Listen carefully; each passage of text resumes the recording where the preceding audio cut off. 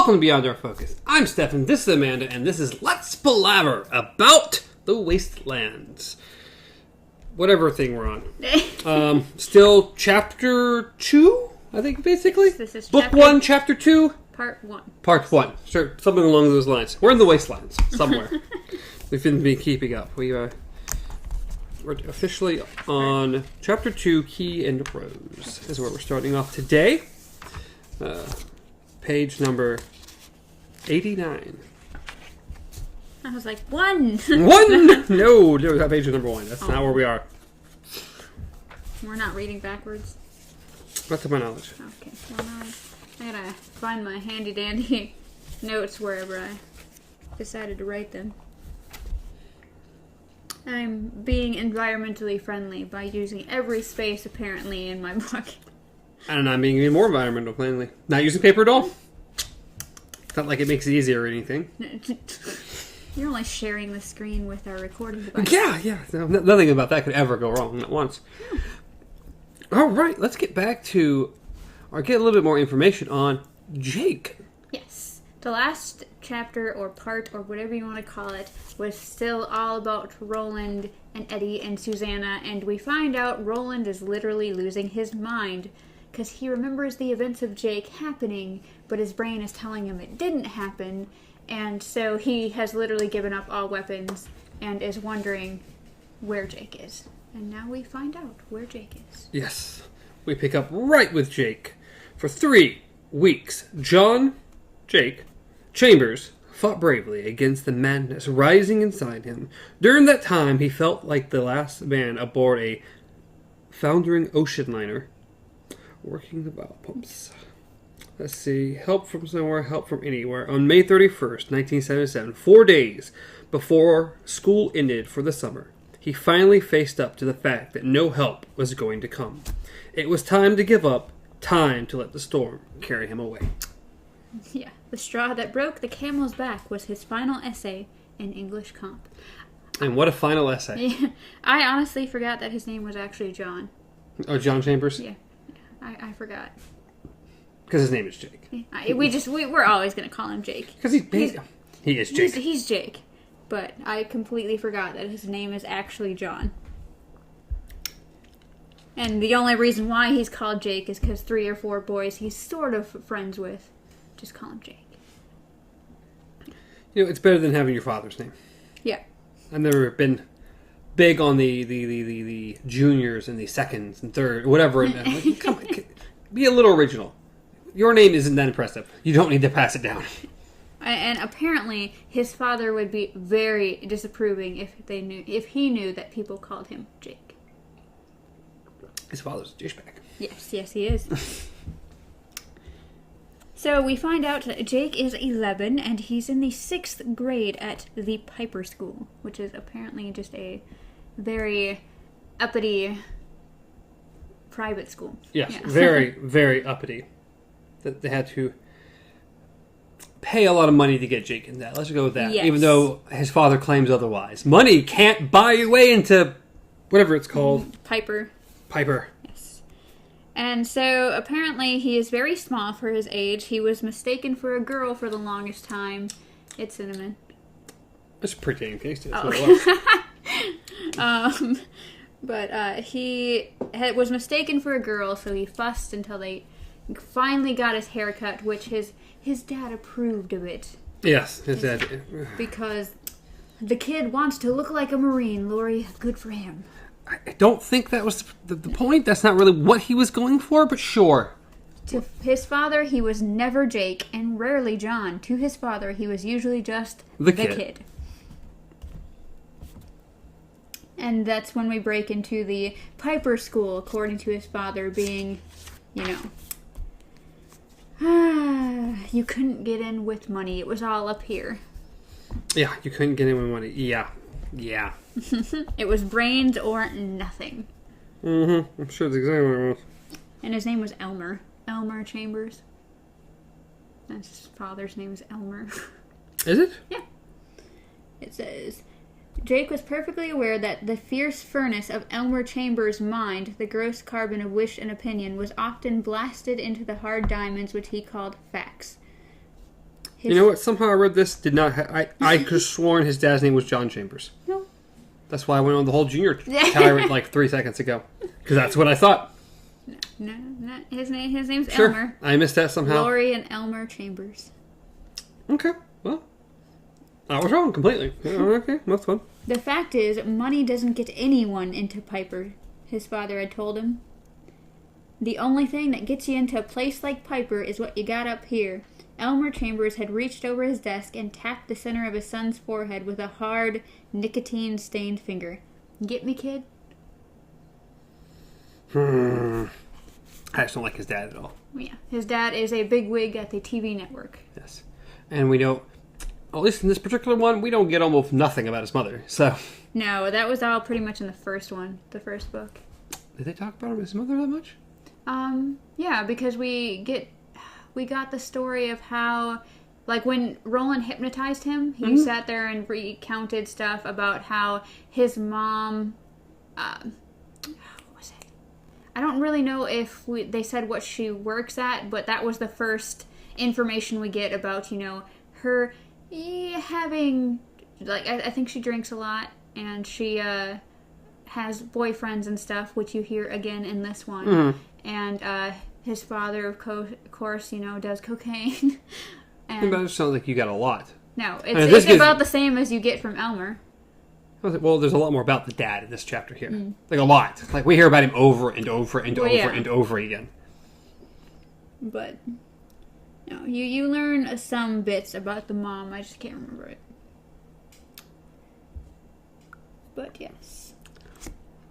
Yes, if you did really well at Piper, get A's all year, there's a trip to Disney World in there for him. Yeah. That's something to shoot for, right, kiddo? Yeah. Jake didn't think he would be going to Disney World this summer, A average or no A average. He thought the Nut House was a much better possibility. Yeah. Sunnyvale. Yes. So, but right before that, we pretty much learned that his parents aren't home anyways. He could make all the grades he wants, and he assumes he makes them proud, but he never sees them. He's just in the care of the nanny or the housekeeper, Greta Shaw. Good old Greta Shaw. She called him Bama. Yes. I heard that from the first one. Yeah. I don't think it's ever brought up in this chapter at all, but... Yes. I did like how Jake kind of, as he's going into this... He starts imagining this conversation with his father. The fact is, money doesn't get anyone into Sunnyvale Sanitarium. Yeah.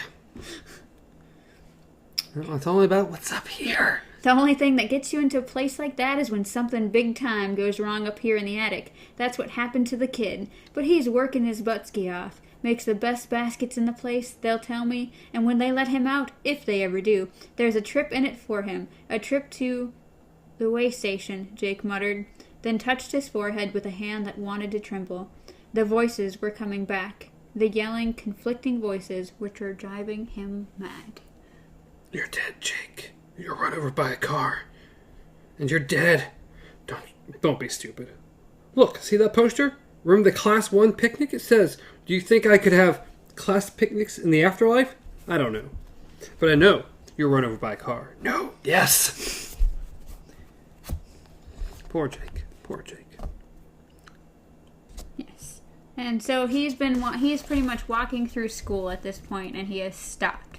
Just dead stopped, kind of staring off into space. And so, obviously, someone's going to notice. Mr. Bissett, his French teacher, was standing there looking a little concerned.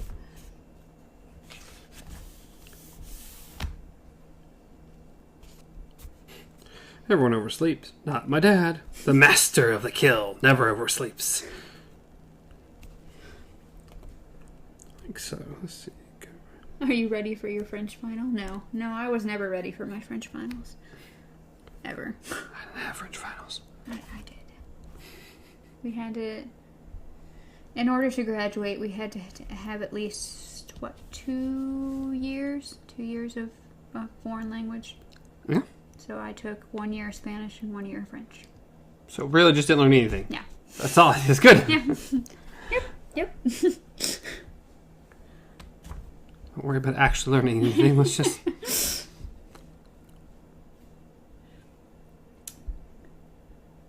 But, yeah, so going back, sorry, we kind of trailed off there. Yeah, we tend to do that. But, so Mr. Bissett is pretty much saying, well, I have enjoyed you, I just wanted to say so, and that I'm looking forward to having you back for French 2 next year. Thanks, Jake said, and wondered what Mr. Bissett would say if he added, but I don't think I'll be taking French 2 next year, unless I can get a correspondence course delivered to my postal box at good old Sunnyvale.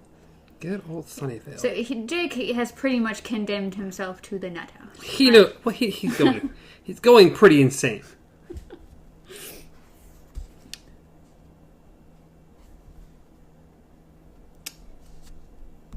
And then it said, yeah, he hated himself. The sound of that bell seemed to go right through his head. I can't hold on much longer, he thought despairingly. I'm sorry, but I'm losing it. I'm really, really losing it. And then, of course, someone else starts to notice he's acting a little funny. Because he's acting a little funny. Yes. So, Jake was almost undone by the kindness in Mr. Bissett's voice. Yes, something is on my mind. One hell of a nasty little factoid. I died, you see, and I went into another world, and then I died again. You're going to say that stuff like that doesn't happen, and of course you're right. And part of my mind knows you're right, but most of my mind knows that you're wrong. It did happen. I did die. Yeah, but of course he's not going to say anything like that. Oh, of course not. So, Jake's forced himself to smile at Mr. Bissett. I'm a little worried about the exam, that's all. Mr. Bissett winked. You'll do fine. Miss Frank began to ring the assembly bell. Each peal stabbed through Jake's ears and seemed to flash across his brain like a small rocket. Come on, Mr. Bissett said. We'll be late. Can't be late on the first day of final weeks, can we? Yes, we can. We can definitely be late. That's not a big deal. Slipped into his seat to the rear of the room and let the morning announcements wash over him. The terror ran endlessly on his mind, making him feel like a rat trapped in an exercise well. And when he tried to look ahead to something better, brighter time, he could see only darkness. The ship was his sanity, and it was sinking. Yeah, he's very, very reminiscent of what's going on with Roland, obviously. Yeah. So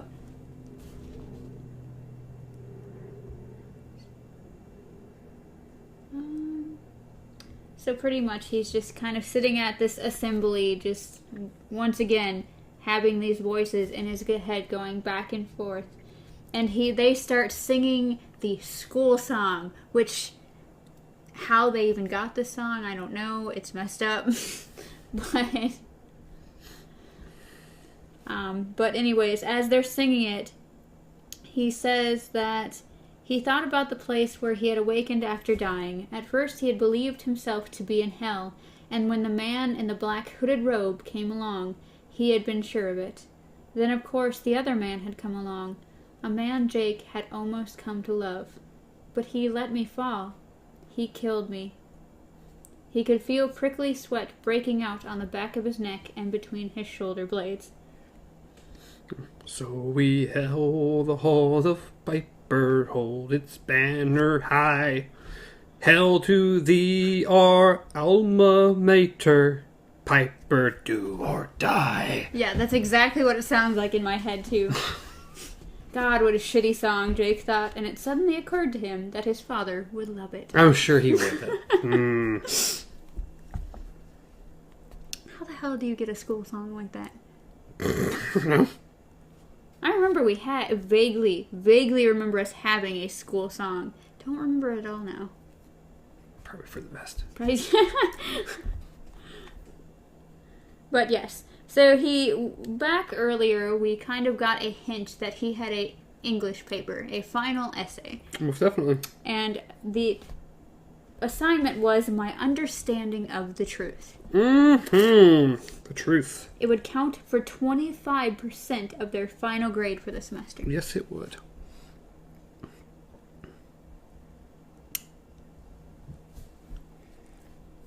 So, yep, he goes to English class.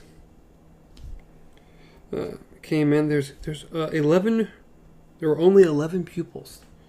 Yes. Which, of course, he goes in the whole thing about one teacher for 11 kids. Yeah. That's the best in, like, the East Coast or whatever it is. He didn't really care, but he knew it was something his father would like. Yep. He had popped his fist repeatedly on the lectern at the front of the common room to emphasize the point.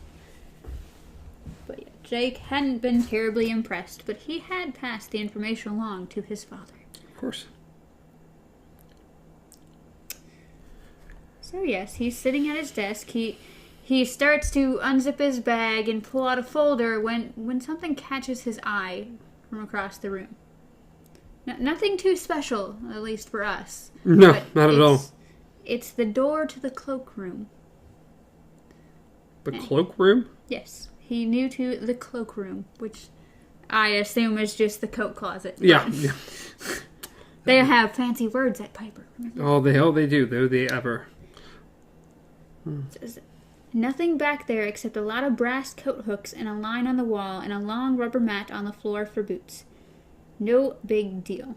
All the same, Jake rose from his seat, leaving the folder unopened on the desk, and walked across to the door. He could hear his classmates murmuring quietly together in the rifle of pages as they checked their own final essays.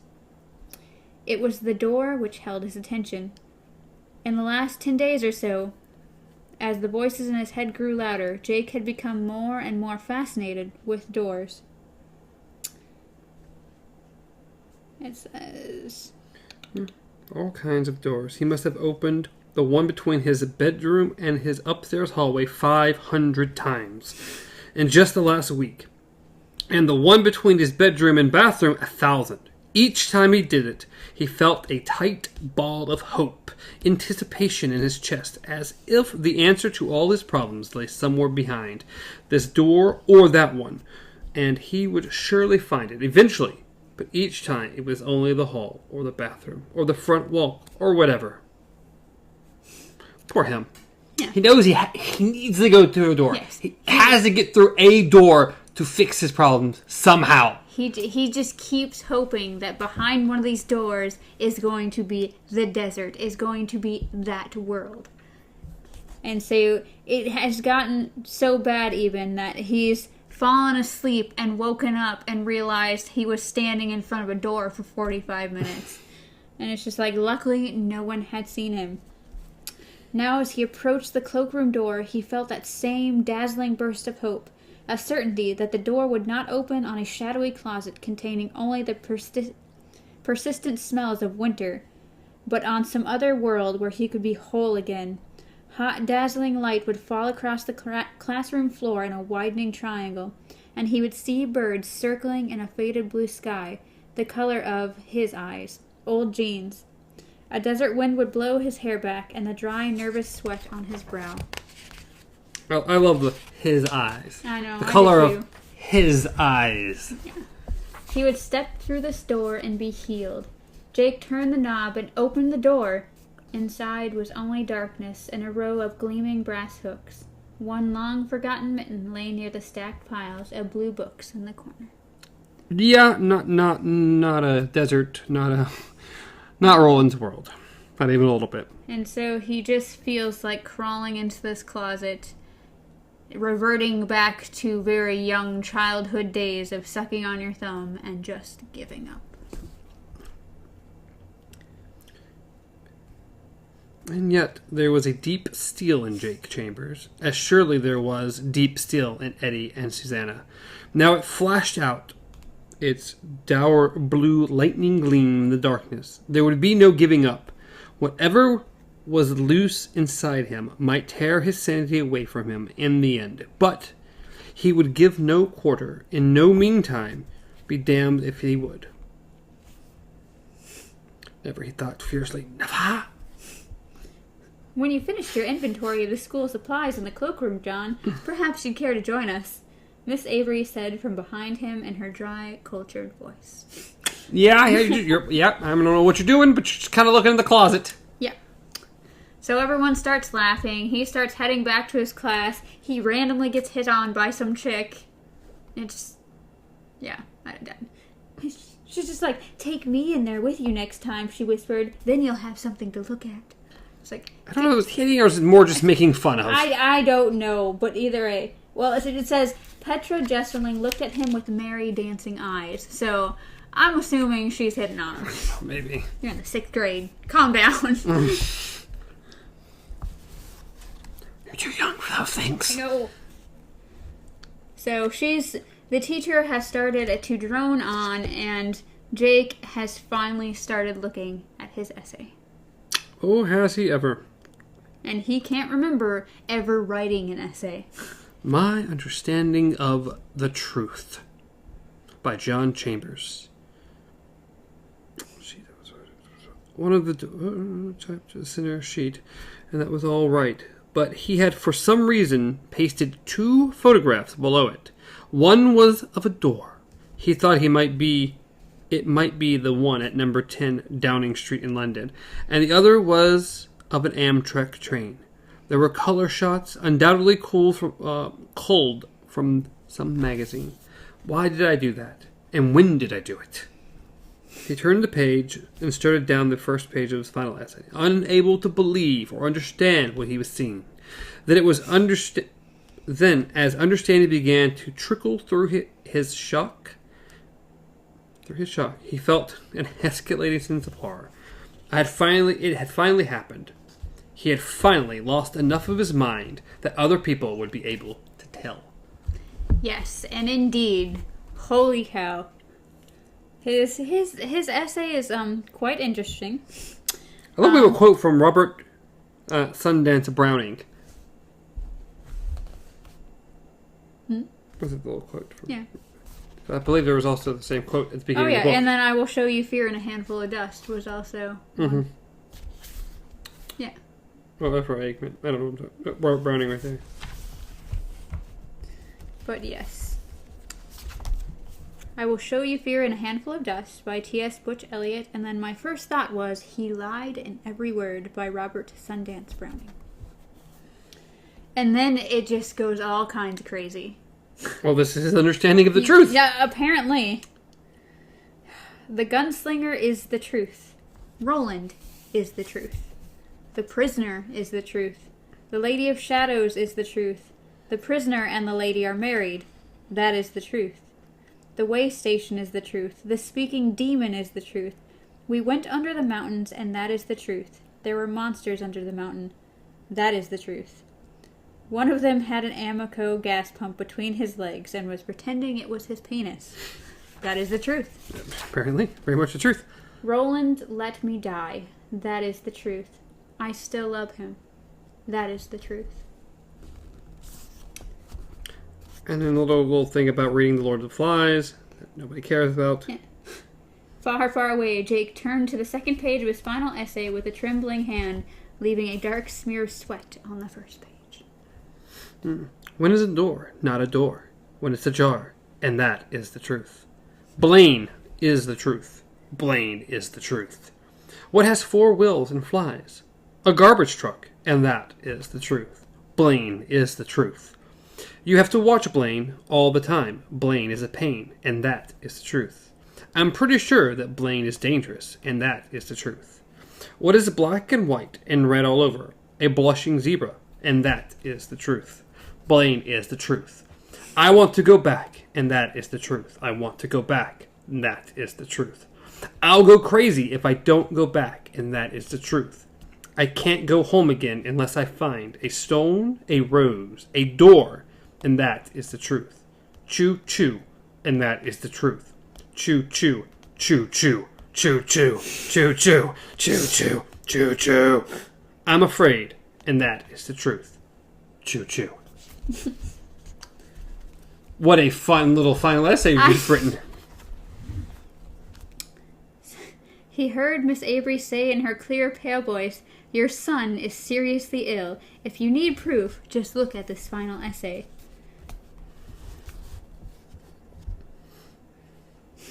Do you perhaps keep certain mood-altering prescription drugs in the house where John might have access to them?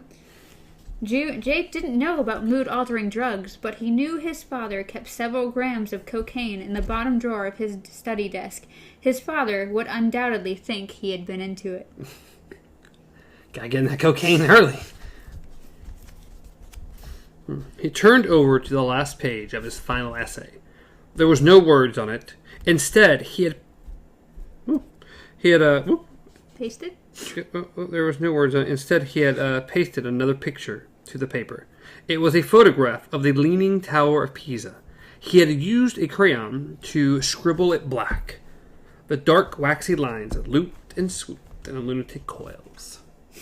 He could remember doing none of this. Absolutely none of it. Come on, Jake, you wrote a whole essay. Or, I don't think it's as many words as it's supposed to be. Because I'm pretty sure it was between 2,000 and 5,000 words or something. I think you're a little short. But your understanding of the truth is very interesting. There's definitely some truth there, though. Yeah, there's a lot of truth there. And of course, Jake is starting to worry more and more that they are going to send him to Sunnyvale. They'll tell everybody I went awake, Jake thought. The arguing voices in his head were temporarily stilled by a rising tide of panic. They'll say, I'm spending the year with my aunt and uncle in Modesto, or in Sweden as an exchange student, or repairing satellites in outer space. My mother won't like it. She'll cry.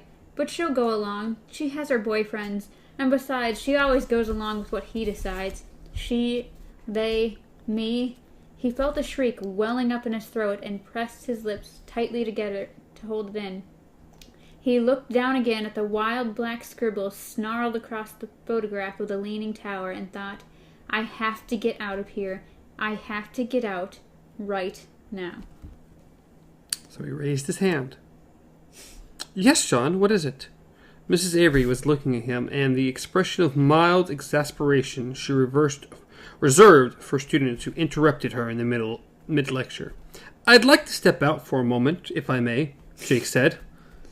And then we get a nice little thing about how kids at Piper don't use certain language. They don't have to take a pee. They don't, have to go out anywhere. It's simply, I would like to step out for a moment. You step out for a moment, just a moment.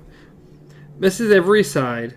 Must you, John? Yes, ma'am. I'll return as soon as possible. Yes, Mrs. Avery. Oh, all right. Return as soon as possible. Yes, Mrs. Avery. Here we go. He closed the folder, and as he got up, took a hold of it, then reluctantly let go again. No good. Miss Avery would wonder why he was taking his final essay to the toilet with him. Yeah, that could be a bit suspicious. Yeah. He had the afterthought of, maybe I should have crumpled it up, put it in my pocket, and then walked, or then asked, but he didn't think about it. So, it's a little late now. Hindsight's 20/20. It is. So, yes. So, yeah. And then once again, he heads to the door, and as he reaches for it to open it, he has that just sudden rush that once again, it's going to be the door he needs. And it's just the hallway.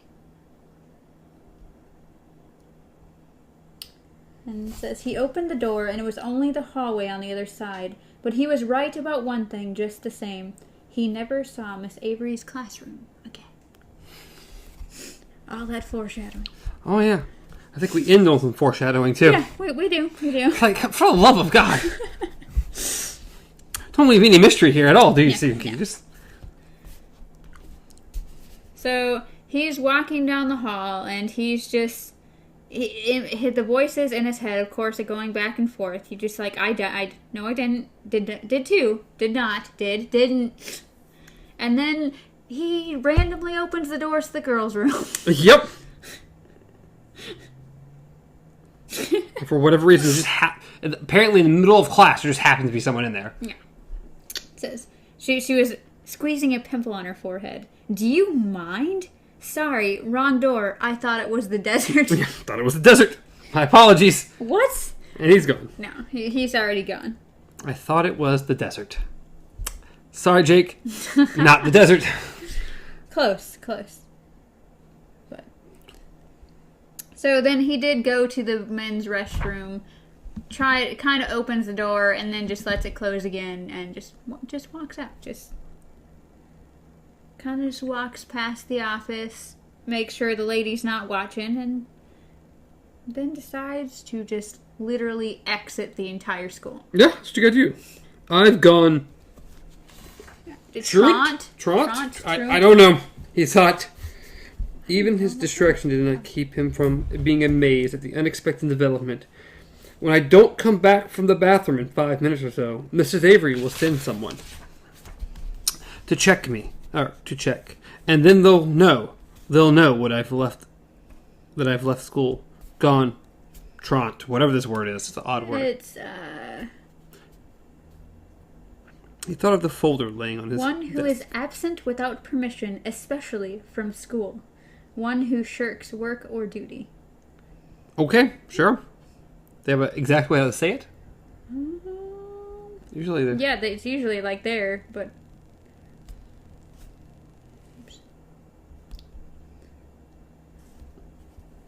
Because he uses it...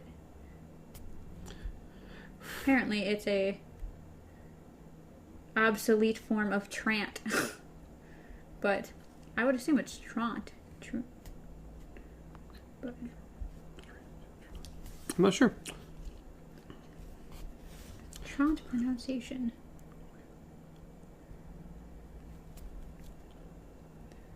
No one can just have it up front. You have to actually click on something.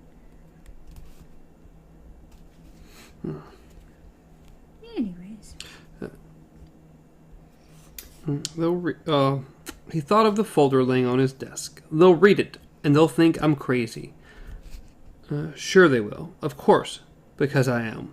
Then another voice spoke. It was, he thought, the voice of the man with the bombardier eyes. The man who wore the 2 big guns slung low on his hips.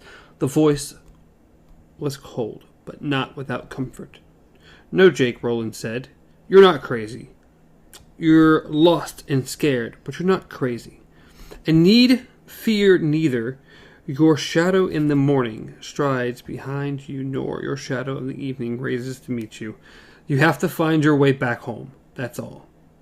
But where do I go? Jake whispered. He stood on the sidewalk of 56th Street between Park and Madison, watching the traffic bolt past. A city bus snored by. Laying in thin trail of blah, blah, blah. Where is the effing door? But the voice of the gunslinger had fallen silent. Jake turned to his left in the direction of the East River and began to walk blindly forward. He had no idea where he was going, no idea at all. He could only hope his feet would carry him to the right place, as they had carried him to the wrong one not long ago. Any update? Truant. That's our word of the day, apparently. Truant. Word of the day, truant. And now we go back in time. 3 weeks earlier. He had left home at 8 o'clock to walk to school. And we get this weird countdown of seconds. Like, how many seconds before this big event happens? Yeah, I didn't write a lot down here. Like, this is kind of recapping kind of what we already know. It's him leaving and then eventually start getting these premonitions about what's about to happen. And we, like you said, we get these seconds countdown, like, this is going to happen. Yes. Second, this is going to happen. Second, this is going to happen. This is going to happen. This is going to happen. Yes. It's pretty much a living nightmare because he can feel something is coming. And says pretty much, and now with just over 3 minutes left in his ordinary life, Jake Chambers walked beneath the unseen umbrella of the force which Roland called Katet. An odd, uneasy feeling began to creep over him. At first he thought it was a feeling of being watched, and then he realized it wasn't that at all, or not precisely that. He had felt that he had been here before, and that he was reliving a dream. He waited for it to pass, but it didn't. It grew stronger and now began to mix with the sensation he reluctantly recognized as terror. So he's approaching that corner and he's seeing people that were in his original premonition. People that screamed and tried to run over and help him and just everything. Yep. It's like Final Destination or Happy Death Day, pretty much. Down the street, bright May sunshine twinkled on a Cadillac hood ornament. It was, Jake knew, a 1976 sedan DeVille. 6 seconds. The caddy was speeding up, the light was getting ready to change, and the man driving the DeVille, the fat man in the blue hat with the feathers stuck jauntily in his brim, meant to scat through the intersection before it could. 3 seconds. Behind Jake, the man in black was lunging forward on the young man's boombox. Love to love you, baby, ended, and Dr. Love began. 2. The Cadillac changed to the lane nearest Jake, side of the street, and charged down on the intersection. Its killer grill snarling. 1. Jake's breath stopped in his throat. None. Oh! Jake cried as a hand struck him firmly in the back, pushing him into the street, pushing him out of his life, except there were no hands. So he almost falls into the street anyway, but someone grabs him and is like, whoa, look out, little hero, that traffic turned you into bratwurst. Yeah, it would have. Yeah. And it kind of was supposed to. So that was when it happened. That was when he split down the middle and became 2 boys. One lay dying in the street. The other stood here on the corner, watching in dumb, stricken amazement as Don't Walk turned to walk again, and people began to cross around him just as if nothing had happened. As indeed nothing had. I'm alive, half of his mind rejoiced, screaming with relief. Dead, the other half screamed back. Dead in the street. They're all gathering around me, and the man in black who pushed me is saying, I am a priest. Let me through.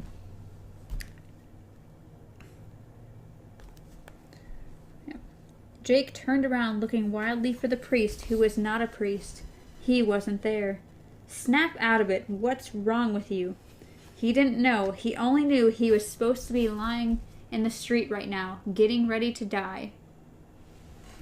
And in part of his mind, that did seem to be happening.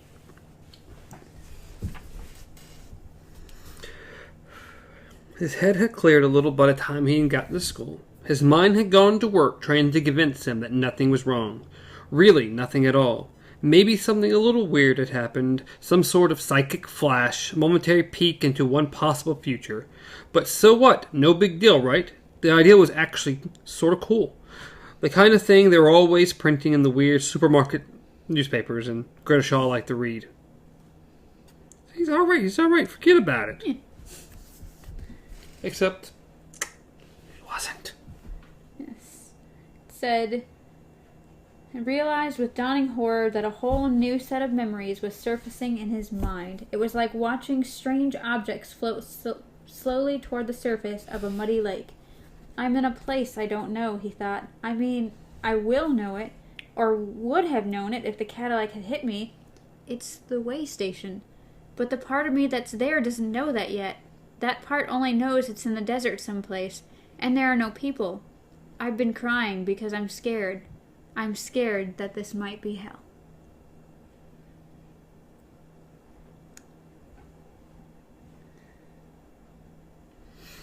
It was like being able to remember forward in time. Well, he was going to go to his bowling thing, but he wasn't feeling good, so he left. He went home. He kind of burst in on Mrs. Shaw. Jake pushed open the pantry door with both hands, his face already breaking into a sunny, smiling smile, and then froze as Mrs. Shaw, who was standing on a step stool in the back of the pantry, screamed. A can of tomato paste she had been holding dropped out of her hand. Yeah, this is him. This is his obsession with the doors. Yeah. This is starting. He's going back. He can get there. He can do it. not. No. No, wrong door. I just like, though, that before he leaves the bowling alley, his friend Timmy, I assume it's his friend. He's just like, well, it just says Timmy looked at his sheet. Like, it gives no, like, we don't even know who Timmy is. But it just says, you okay? You look really pale. And it's like, I think I might be coming down with a bug. Go home and go to bed, Timmy advised. Drink lots of clear liquids, gin, vodka, stuff like that. Yeah, okay. That's how you solve all your problems. It'll cure anything. You're only, 11, but whatever. So yes, he's started his obsession with the doors. He's already scared his housekeeper. Of course, she realizes something seems a bit off. He's just tired. Yeah. And then we have, his mother and father didn't notice anything was wrong with him. But his father didn't even get home till 9:30, and that was fine by Jake. He went to bed at 10 and lay awake in the darkness, listening to the city outside his window. Brakes, horns, wailing sirens. You died. I didn't, though. I'm right here, safe in my bed. That doesn't matter. You died, and you know it. The hell of it was, he knew both things. I don't know which voice is true, but I know I can't go on like this, so just quit it. Both of you. Stop arguing and leave me alone, okay? Please.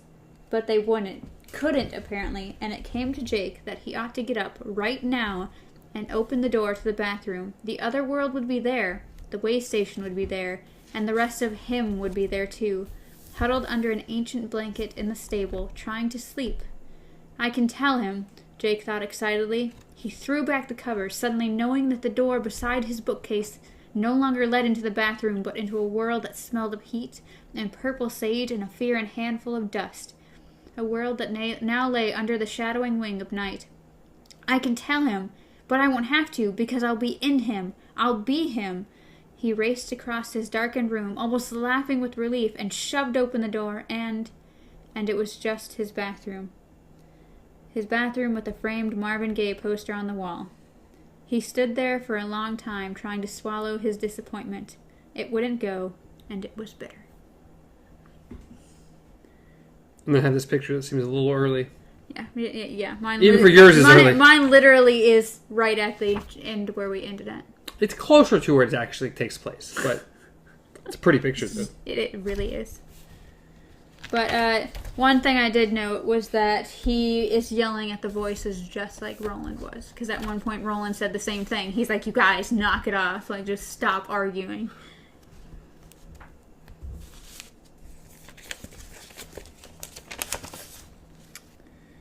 So yes, we are now, it's the 3 weeks between then and now, stretched like a grim, blighted terrain in Jake's memory. A nightmare wasteland. Where there had been no peace, no rest, no respite from pain. Once again, there's that word, the wasteland. We've now gotten the title of the book in the book for the second time.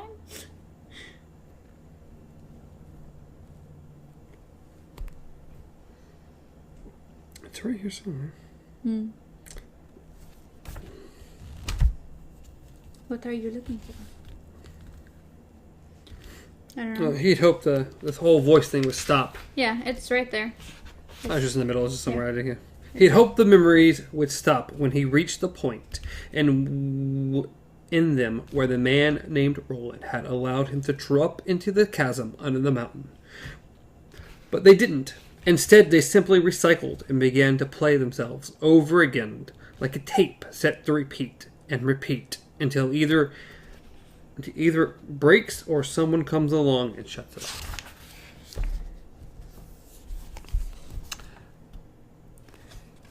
And pretty much no end. And pretty much that entire section describes how I felt before. Just like how things start repeating in your head and don't stop. And then you just get everything gets dark. And you're just like, okay. But as of today, the game. What are you throwing on the floor?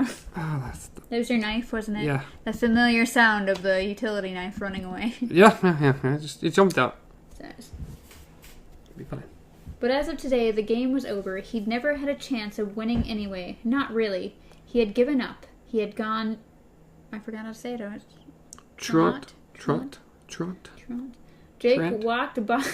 blind. We went through that to just forget it. It's hard. It's difficult. Jake walked blindly east along the gridwork of streets, head down, with no idea where he was going or what he would do when he got there.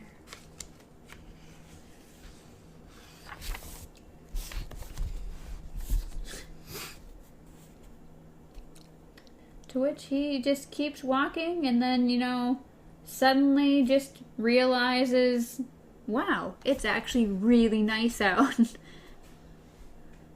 And started to feel really good. Yeah. He was not unhappy anymore.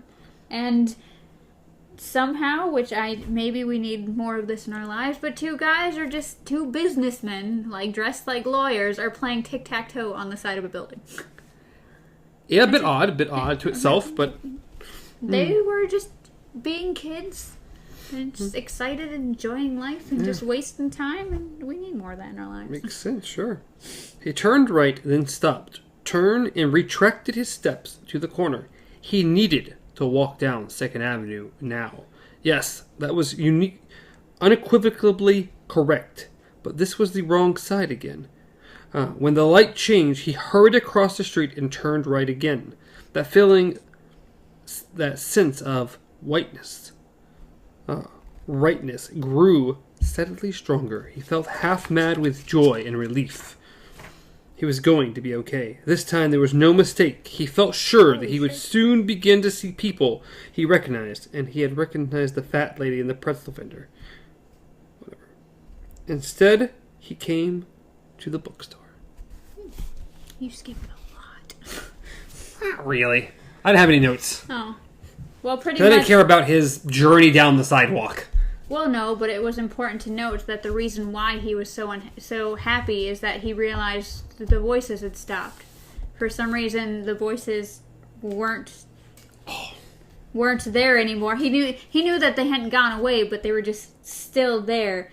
And it says... Today it was a feeling of radiance, a sense of goodness and anticipation. It was as if white. This was the word that came to him, and it changed in his mind with clear and unquestionable rightness. It's the white, he exclaimed aloud, the coming of the white. The white hand of Saruman. Probably not, but... No. But yes, now he's at the bookstore. Yes. The Manhattan Restaurant of the Mind. What an interesting title for... I really like it. This entire bookstore, I want to exist. Please, if this exists, I want to go. The sign painted in the window read...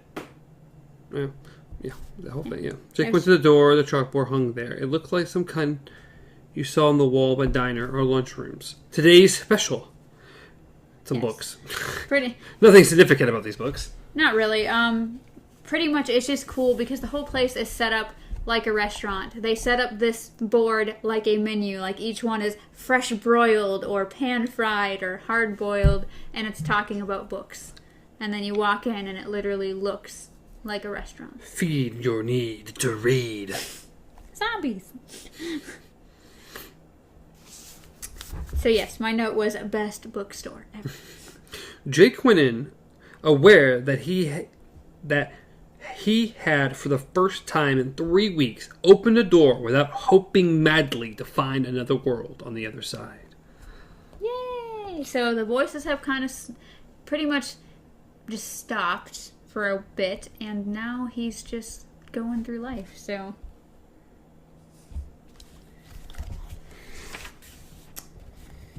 He walks in, and he's just kind of looking around, and suddenly something catches his eye. It's a small little table of children's books.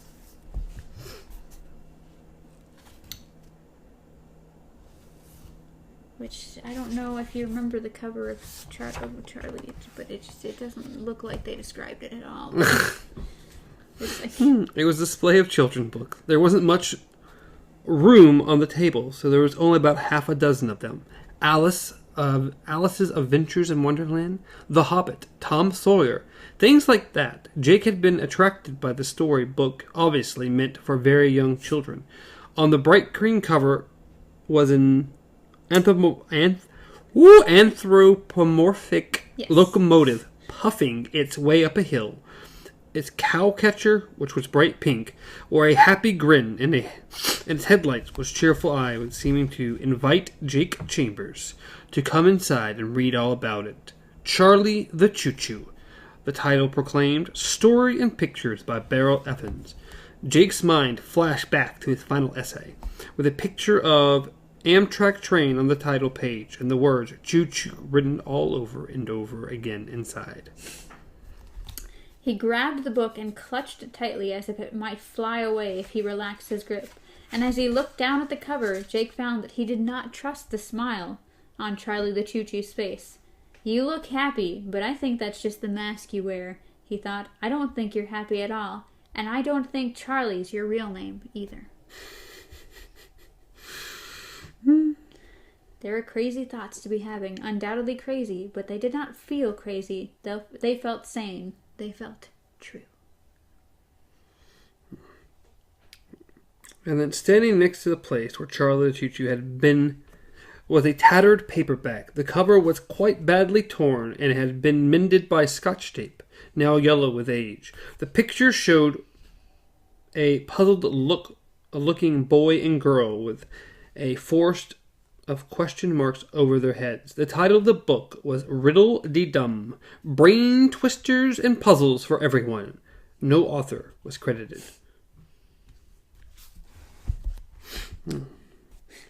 Jake tucked Charlie the Choo-Choo under his arms and picked up the riddle book. He opened it at random and saw this. When is a door not a door? When it's ajar, Jake muttered. He could feel sweat popping out of his forehead, his arms, all over his body. When it's ajar. Find something, son? A mild voice inquired. Jake turned and saw a fat guy in an open-throated white shirt standing at the end of the counter. His hands were stuffed in the pockets of an old whatever, and a pair of half glasses were pushed up the right of the ball of his head. Yes, Jake said feverishly. These two, are they for sale? Everything you see is for sale, the fat guy said. The building itself would be for sale if I owned it. Alas, I only lease. He held out his hand for the books, and for a moment Jake balked. Then reluctantly he handed them over. Part of him expected the guy to flee with them, and if he gave the slightest indication of trying it, Jake meant to tackle him, rip the books out of his hands, and boogie. Yeah. He needed those books. Oh, he did.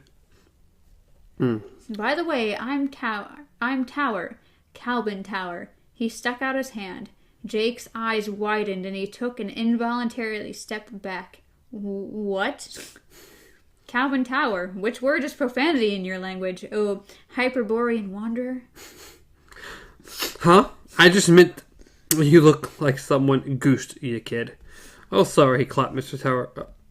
He clasped Mr. Tower's large, soft hand, hoping the man wouldn't pursue it. The name had given him a jump, but he didn't know why.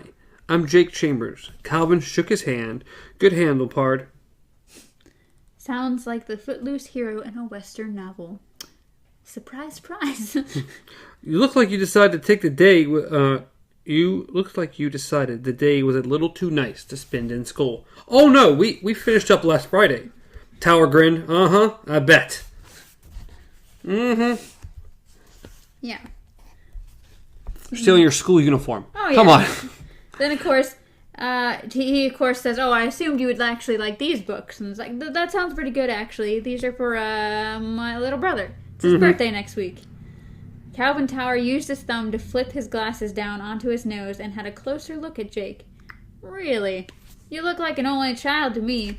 An only child if I ever saw one, enjoying a day of French leave as Mistress May trembles in her green gown just outside the Bosque de la June. Come again? Never mind. And then, of course, someone else steps in. Quit pulling the kid's chain and sell him the books, Cal. We've still got time to finish this game of chess before the end of the world. If you hurry up.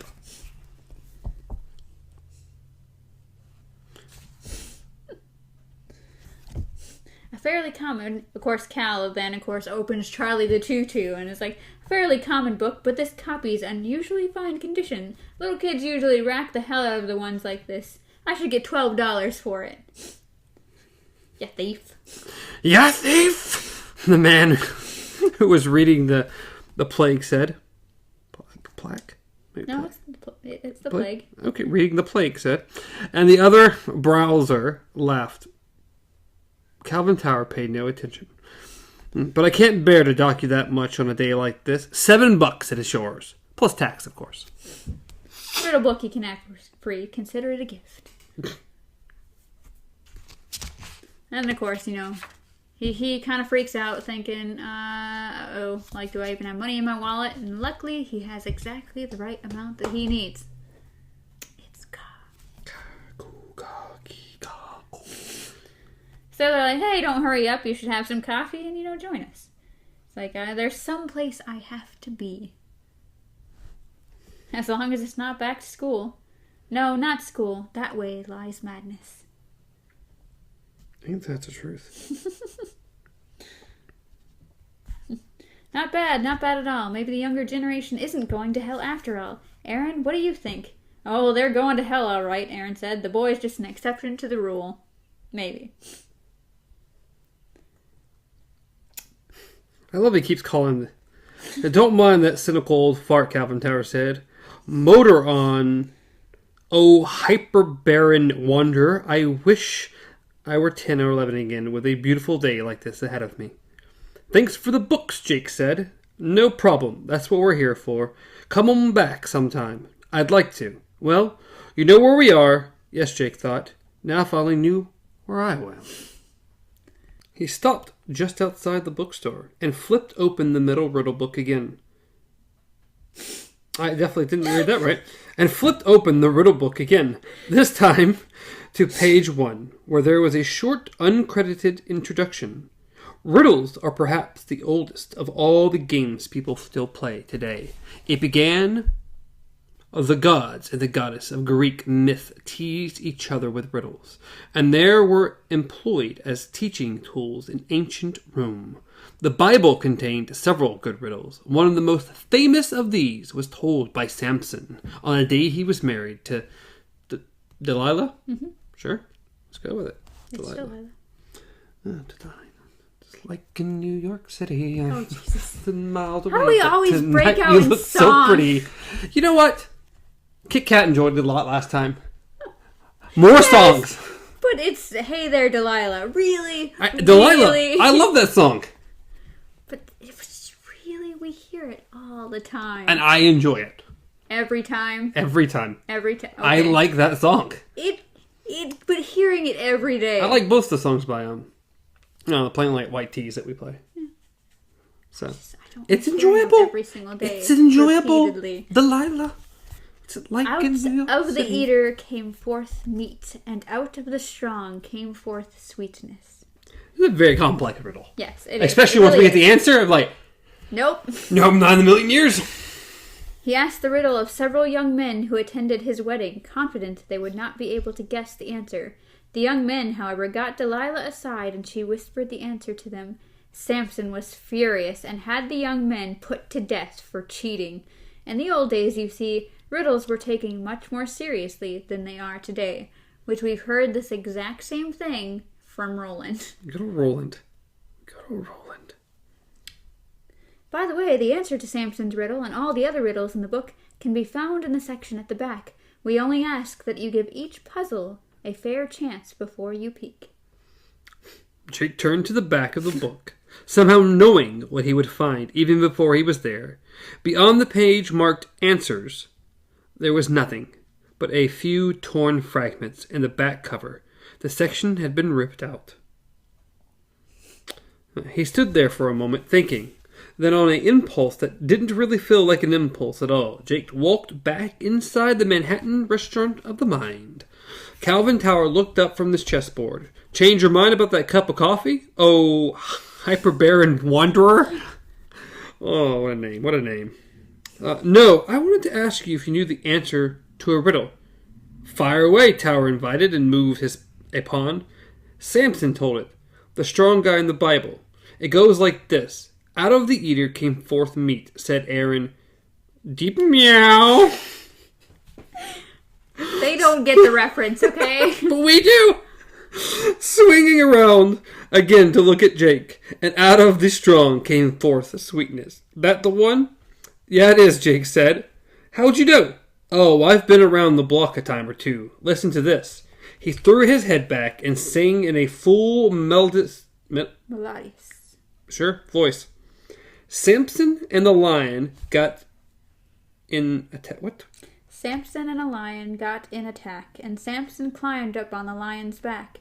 Well, you read about lion killing men with their paws, but Samson put his hands round the lion's jaws. He rode that lion till the beast fell dead, and the bees made honey in the lion's head. And winked and then laughed at Jake's surprised expression. That answer your question, friend? That's way too complicated. That's way too complicated. Does not answer my question. A song doesn't need to be the answer to the riddle. Jake's eyes widened. Wow, good song. Where'd you hear it? Oh, Aaron knows them all, Tower said. He was hanging around Bleecker Street back before Bob Dylan knew how to blow more than open G on his honer. At least if you believe him.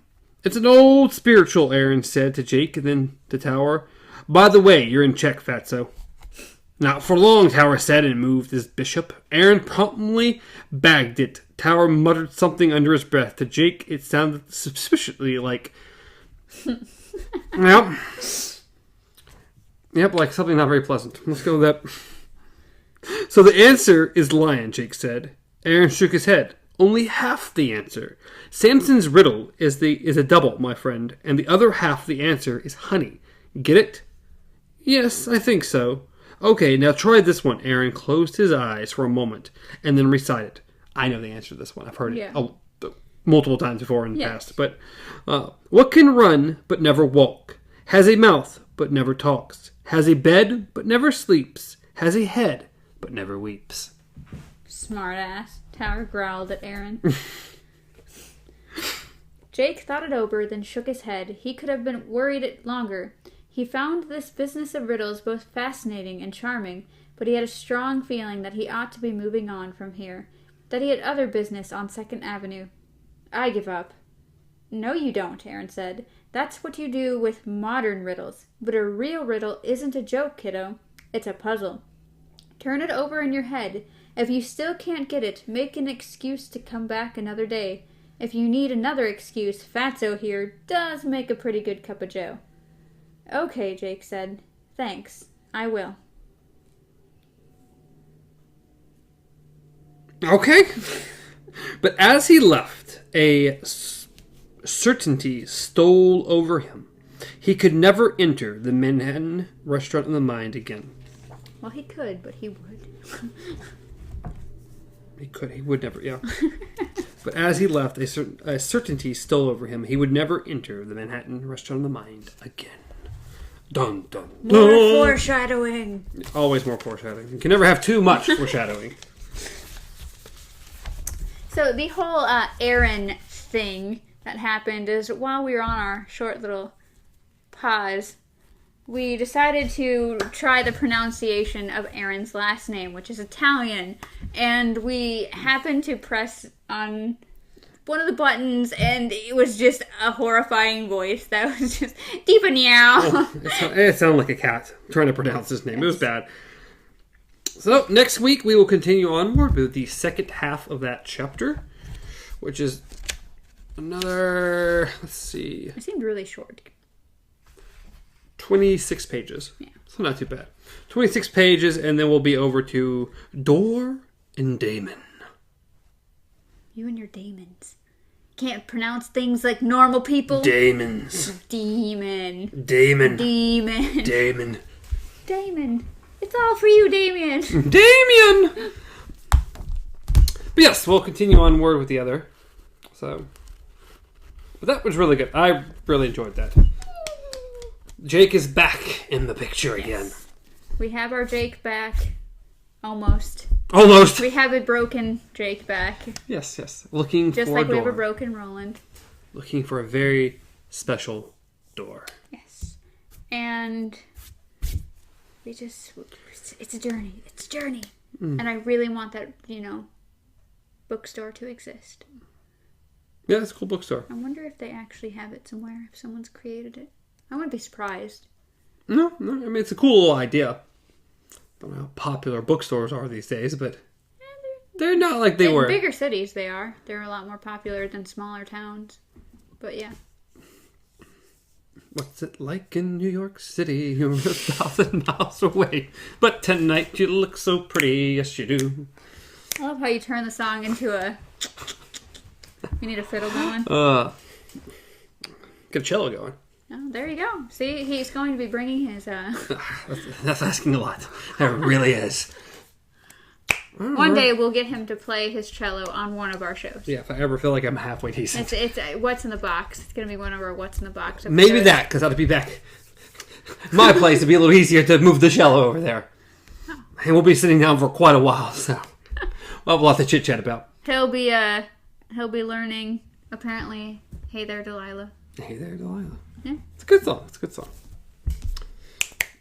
All right, as always, you can reach me at Stars on Travel. Reach Amanda at KZPup. Reach the show at Beyond Our Focus on Facebook, Instagram, Twitter, YouTube, and podcast services around the globe.